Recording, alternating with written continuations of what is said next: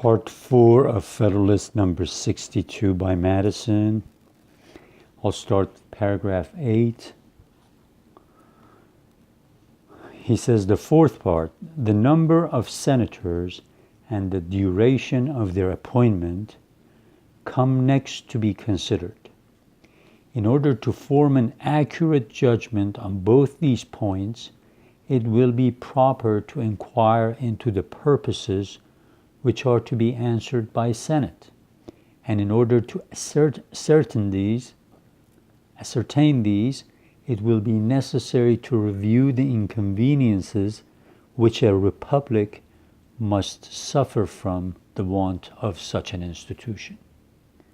So please make sure that you watch part 1, 2, and 3 of this Federalist. The rest of this will make more sense to you. First, it is a misfortune incident to Republican government, though in a less degree than to other governments, that those who administer it may forget their obligations to their constituents and prove unfaithful to their important trust. In this point of view, a Senate, as a second branch of the legislative assembly, distinct from and dividing the power with a first, must be in all cases a salutary check on the government. As we talked about, he wanted the Senate to be part of the legislature, to be a check on all the other branches, but especially a check on the House of Representatives. It doubles the security to the people by requiring the concurrence of two distinct bodies in schemes of usurpation and perfidy, where the ambition and corruption of one would otherwise be sufficient. So if the House of Representatives, members of the House of Representatives become ambitious, become corrupt, there will be a check by the Senate.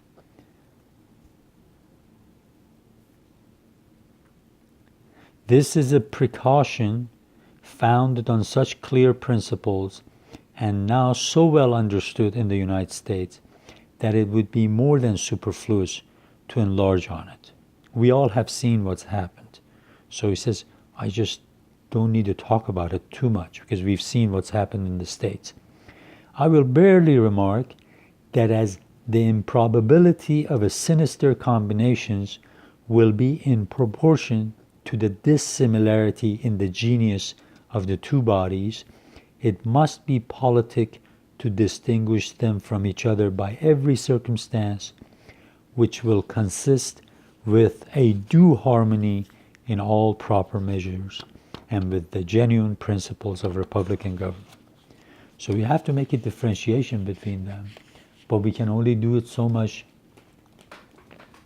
We can only do so much of it that it won't damage the republican form of government. So we had to make a bicameral legislature. The House is going to have lots more members, and Senate has to be there, a smaller Senate, with senators serving for 6 years, and they'll have to be more knowledgeable and not so quick to write the laws as the House of Representatives would. Second, the necessity of a Senate is not less indicated by the propensity of all single and numerous assemblies to yield to the impulse of sudden and violent passions, and to be seduced by factious leaders into intemperate and pernicious resolutions. So he's constantly saying this about the House of Representatives, because he says the lower House of Representatives in every state over the past 11 years, he says, they always had a lot of ambitious people, passions ran high, reason not so much. And because of that, we want a Senate to make sure that the House of Representatives doesn't get out of hand. Examples on this subject might be cited without number, and from proceedings within the United States as well as from the history of other nations. But a position that will not be contradicted need not be proved. This is so obvious that we just don't need to talk about it too much. All that need to be remarked is that a body which is to correct this infirmity ought itself to be free from it, and consequently ought to be less numerous. So, this weakness of the House is that it has so many members and passions run high. So the Senate's got to be smaller to remedy that infirmity, that sickness. It ought, moreover, to possess great firmness and consequently ought to hold its authority by a tenure of considerable duration. So that's why we wanted the senators to serve for 6 years and then come up for re-election again.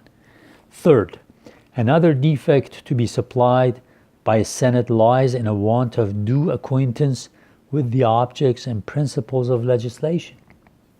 It is not possible that an assembly of men called for the most part from pursuits of a private nature, continued in appointment for a short time, and led by no permanent motive to devote the interval of public occupation to a study of the laws, the affairs, and comprehensive interests of their country, should, if left wholly to themselves, escape a variety of important errors in the exercise of their legislative trust.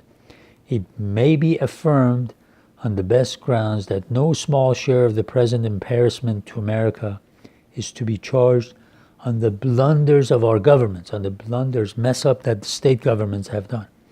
And that these have proceeded from the heads rather than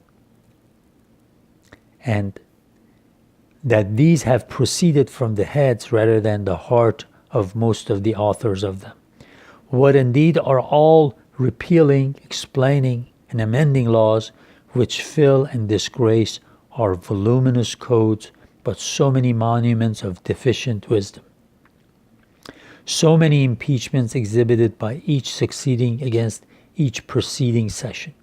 So many admonitions to the people and of the value of those aids which may be expected from a well-constituted Senate. So again, he is talking about that, the term we use, mutability of the laws. He says we need a Senate that's going to become senators that are going to be knowledgeable, know the affairs of our country as well as other countries, know the laws, know the situations. This cannot be done with a 2-year term.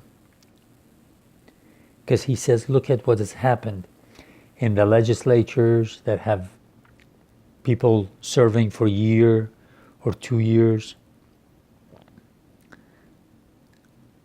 They write a law and half of them go away and half of the legislature becomes new members of the legislature. They write new laws and do away with old laws. So stability is not there. People don't know what to expect tomorrow, what to expect 3 months from now. He says a good government implies two things. First, fidelity to the object of government, which is the happiness of the people. Secondly, a knowledge of the means by which that object can be best attained. Some governments are deficient in both these qualities. Most governments are deficient in the first. I scruple not to assert that in American governments too little attention has been paid to the last. When he says American governments, he's talking about the state governments. The federal Constitution avoids this error, and what merits particular notice, it provides for the last in a mode which increases the security for the first.